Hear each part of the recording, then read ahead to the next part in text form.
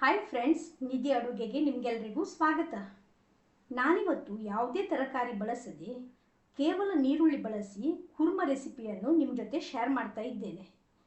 ತುಂಬ ಸುಲಭದಲ್ಲಿ ತಯಾರಾಗುವಂಥ ಈ ಕುರ್ಮ ತರಕಾರಿ ಬಳಸಿ ಮಾಡುವ ಕುರ್ಮಕ್ಕಿಂತ ಹೆಚ್ಚು ರುಚಿಯಾಗಿರುತ್ತದೆ. ಮನೆಯಲ್ಲಿ ಬೇರೆ ಯಾವುದೇ ತರಕಾರಿ ಇಲ್ಲದಾಗ ಅಥವಾ ಒಂದೇ ಥರದ ಕುರ್ಮ ಚಟ್ನಿ ತಿಂದು ಬೇಜಾರಾದರೆ ಖಂಡಿತ ಇದನ್ನು ಒಂದ್ಸಲ ಟ್ರೈ ಮಾಡಿ. ಕೇವಲ 4 ನೀರುಳ್ಳಿ ಬಳಸಿ ಮಾಡಿದಂತಹ ಈ ರೆಸಿಪಿಯನ್ನು ಚಪಾತಿ, ದೋಸೆ, ಇಡ್ಲಿ ಜೊತೆಗೆ ನೀವು ಸರ್ವ್ ಮಾಡ್ಬೋದು. ಅನ್ನದ ಜೊತೆಗೆ ಸೈಡ್ ಡಿಶ್ ಆಗಿ ಸಹ ಬಳಸ್ಬೋದು. ಬನ್ನಿ ಹೇಗೆ ಮಾಡೋದಂತ ನೋಡೋಣ. ಹಾಗೆ ಈ ರೆಸಿಪಿ ಇಷ್ಟವಾದರೆ ದಯವಿಟ್ಟು ವಿಡಿಯೋಕ್ಕೆ ಒಂದು ಲೈಕ್ ಕೊಡಿ ಹಾಗೂ ಚಾನಲನ್ನು ಸಬ್ಸ್ಕ್ರೈಬ್ ಮಾಡಿ.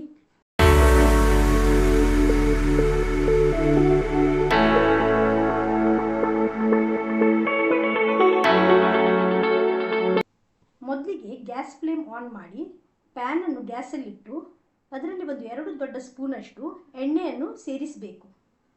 ಇದಿಲ್ಲಿ ಬಿಸಿಯಾಗಿದೆ. ಇದರಲ್ಲಿ ಒಂದು 10 ಗೇರು ಬೀಜವನ್ನು ಸೇರಿಸಿ ಫ್ರೈ ಮಾಡುವ. ಚೆನ್ನಾಗಿ ಕೆಂಪಗೆ ಈ ರೀತಿಯಲ್ಲಿ ಫ್ರೈ ಆದ ಮೇಲೆ 2 ದೊಡ್ಡ ನೀರುಳ್ಳಿಯನ್ನು ಈ ಥರದಲ್ಲಿ ರಫ್ ಆಗಿ ಕಟ್ ಮಾಡಿದ್ದು ಸೇರಿಸಿ ಹುರಿಬೇಕು. 1 ನಿಮಿಷ ಹುರಿದಾದ ಮೇಲೆ 2 ಕಾಯಿ ಮೆಣಸು, 2 ಸ್ಪೂನಷ್ಟು ಹುರಿಗಡಲೆ ಬೀಜವನ್ನು ಸೇರಿಸುವ. ನೀರುಳ್ಳಿ ಜೊತೆಗೆ ಹೊಳ್ಳೆ ಮಾಡಿ ಹುರಿಬೇಕು. ನೀರುಳ್ಳಿಯ ಹಸಿ ವಾಸನೆ ಹೋಗಿ ಇದರ ಕಲರ್ ಇದೆಯಲ್ಲ ಸ್ವಲ್ಪ ಲೈಟಾಗಿ ಚೇಂಜ್ ಆಗಬೇಕು. ಇದನ್ನಿಲ್ಲಿ 3 ರಿಂದ 4 ನಿಮಿಷಗಳ ಕಾಲ ಹುರಿದಿದ್ದೇನೆ.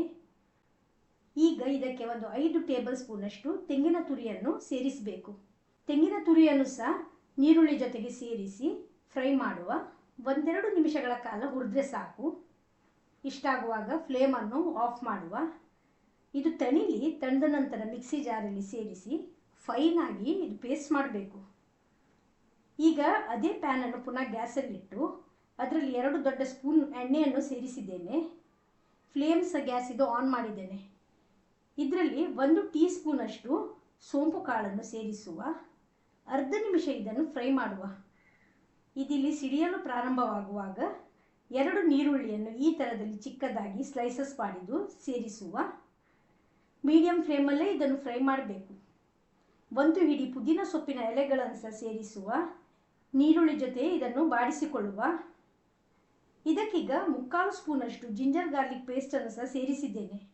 ಈ ಜಿಂಜರ್ ಗಾರ್ಲಿಕ್ ಪೇಸ್ಟಿನ ಹಸಿ ವಾಸನೆ ಹೋಗಬೇಕು. ಹಾಗಾಗಿ ಇದನ್ನು ಚೆನ್ನಾಗಿ ಹುರ್ಕೊಳ್ಬೇಕು. ಇದನ್ನಿಲ್ಲಿ ಒಂದು ಅರ್ಧ ನಿಮಿಷಗಳ ಕಾಲ ಹುರಿದಿದ್ದೇನೆ. ಇದಕ್ಕೀಗ ಚಿಕ್ಕದಾಗಿ ಕಟ್ ಮಾಡಿದ 2 ಟೊಮೆಟೊಗಳನ್ನು ಸಹ ಸೇರಿಸುವ. ನೀರುಳ್ಳಿ ಜೊತೆಗೆ ಇದನ್ನು ಫ್ರೈ ಮಾಡುವ. ಟೊಮೆಟೊ ಸಾಫ್ಟ್ ಆಗಬೇಕು. ಹಾಗಾಗಿ ಮೀಡಿಯಂ ಫ್ಲೇಮಲ್ಲಿ ಇದನ್ನು ಹುರಿಬೇಕು. ಹುರಿಯುವಾಗ ಸ್ವಲ್ಪ ಉಪ್ಪನ್ನು ಸಹ ಸೇರಿಸಿದ್ದೇನೆ.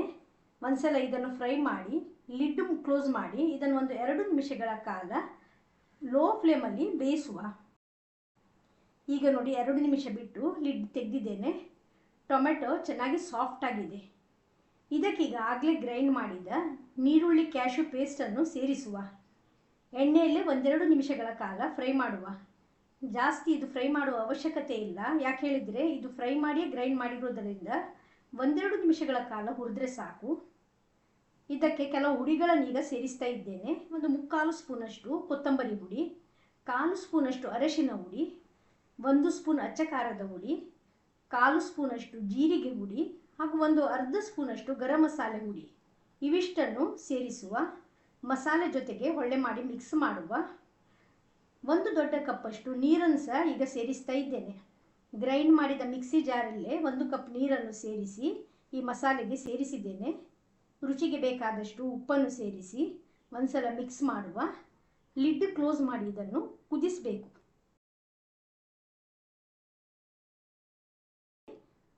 ಈಗ ಇಲ್ಲಿ 3-4 ನಿಮಿಷದಲ್ಲಿ ಮಸಾಲೆಗೆ ಈ ಥರದಲ್ಲಿ ಕುದಿ ಬಂದಿದೆ.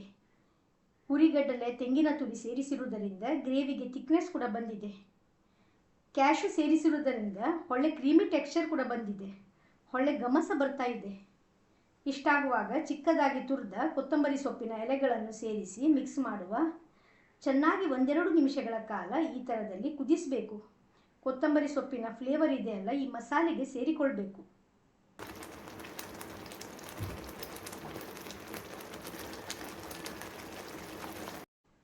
ಇಷ್ಟೇ. ಈಗ ನೋಡಿ ಒಳ್ಳೆ ರುಚಿಯಾದ ಓನಿಯನ್ ಕುರ್ಮ ಇಲ್ಲಿ ರೆಡಿಯಾಗಿದೆ.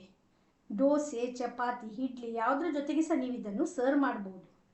ಕೇವಲ ನೀರುಳ್ಳಿ ಬಳಸಿ ಮಾಡಿದಂತಹ ಸೂಪರ್ ಟೇಸ್ಟಿಯಾದ ಈ ಓನಿಯನ್ ಕೂರ್ಮಾ ಒಂದ್ಸಲ ನೀವು ಟ್ರೈ ಮಾಡಿ ಮನೆ ಮಂದಿ ಜೊತೆಗೆ ಸವಿಯಿರಿ. ಇವತ್ತಿನ ರೆಸಿಪಿ ಇಷ್ಟವಾದರೆ ದಯವಿಟ್ಟು ವಿಡಿಯೋಕ್ಕೆ ಒಂದು ಲೈಕ್ ಕೊಡಿ, ಶೇರ್ ಮಾಡಿ. ಹೊಸಬರಾಗಿದ್ದರೆ ದಯವಿಟ್ಟು ಸಬ್ಸ್ಕ್ರೈಬ್ ಮಾಡಿ. ಮತ್ತೊಂದು ಹೊಸ ರುಚಿಯ ಜೊತೆಗೆ ಇನ್ನೊಮ್ಮೆ ಸಿಗೋಣ. ಧನ್ಯವಾದಗಳು.